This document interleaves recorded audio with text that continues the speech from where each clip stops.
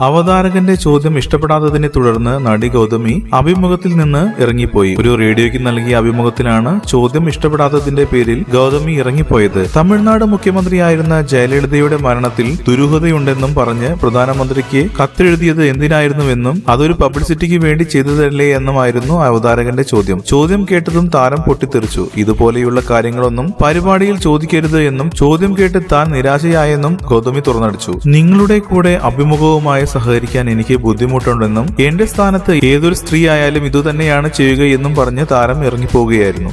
കൂടുതൽ സിനിമാ വാർത്തകൾക്കും വിശേഷങ്ങൾക്കും ഇപ്പോൾ തന്നെ സബ്സ്ക്രൈബ് ചെയ്യൂ മലയാളം ക്രിയേഷൻസ്.